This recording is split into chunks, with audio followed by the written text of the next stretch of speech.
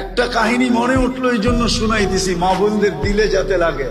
এক কাপড়ে জীবন ছিল, এক কাপড়ে দুইজনের জীবন, এক কাপড়ে কয়জনের? স্বামী পড়লে স্ত্রী উলঙ্গ, স্ত্রী পড়লে স্বামী উলঙ্গ। আল্লাহর রসুল সালাম ফিরাইতেন, ও উঠা দৌড় দিত। আল্লাহর রসুল একদিন জিজ্ঞাসা করছে, আমি সালাম ফিরাইতে দেরি, তুমি ভাগতে দেরি করো না, কারণটা কি? নামাজের পরে আমি কত কথা বলি, তুমি তো কিছুই শুনো না। তসবিহ তাহলিল আছে, তুমি পড়ো না। তো চোখের পানি ছেড়া বলতেছে, ইয়া রাসূলুল্লাহ, একটাই কাপড়, আমি পোড়া পড়তে চলে আসছি, আপনি সালাম ফিরান, আমি ছুটা যাই, আমি যা খুলা দেই যেন আমার স্ত্রী আউয়াল ওয়াক্তে নামাজ পড়তে পারে।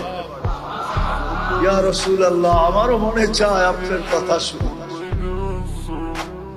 আল্লাহর রাসূল পর্যন্ত চোখে পানি চলে আসছে, এরকম জীবন।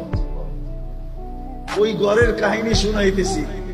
স্বামী একদিন স্ত্রীর গালে চিমটে দিয়া বলতেছে, আমি জান্নাতি। স্বামী বলে, তোমাকে খবর দিল কে তুমি জান্নাতি? কারে না, আমি জান্নাতি। তো তিনবার বলার পরে বলছে, বলো তুমি কি করে জান্নাতি? সবরের জীবন চলতেছে, সবর।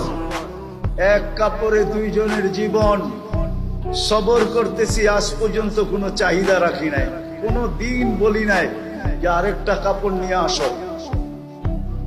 কোনদিন চাহিদা ব্যক্ত করছি? স্বামী বলে না। তুমি যে কাপড় আনো না, এটার জন্য কোনদিন মুখ কালা করছি, অভিযোগ করছি? বলছে না। বলছে সবরের বদলা আল্লাহ বলছে জান্নাত। আমি জান্নাতি, জান্নাতি, জান্নাতি। স্বামীর চেহারাটা কালো হয়ে গেছে, তো গালে চিমটি দিয়া বলতেছে, তুমিও জান্নাতি। আমি জান্নাতি কি করে? আমার মতো স্ত্রী পেয়ে কি খুশি হও নাই? শুকরিয়া আদায় করো না? তো বলতেছে, পাগলি, একবার ডেলি 100বার আল্লাহ শুকরিয়া আদায় করি যে আল্লাহ আমাকে কি ধরায় দিল, কি পাইলাম আমি।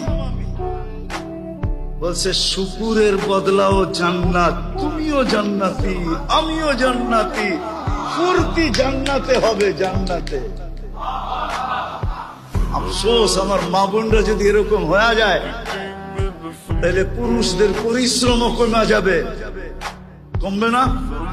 না কমবে না? দুই দলেই হাসতে হাসতে জান্নাতে চলে যাবে।